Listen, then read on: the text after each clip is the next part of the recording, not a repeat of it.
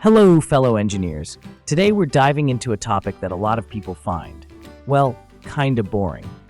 Embedded is boring. But is it really?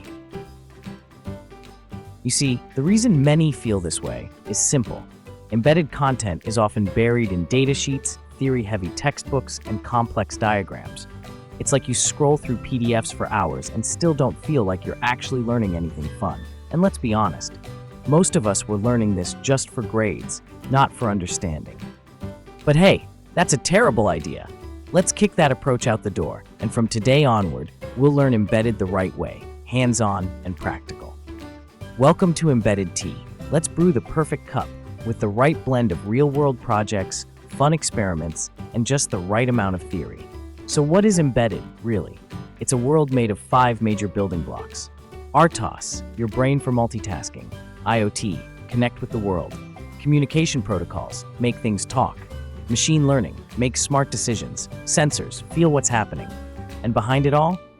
System architecture, the blueprint, tying it together. Now, how do these come to life? Let me show you.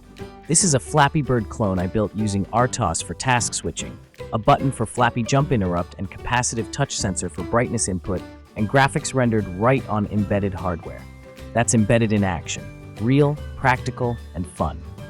This is what we'll explore together, one creative project at a time. So here, we don't just learn, we build. Subscribe and let's brew something brilliant.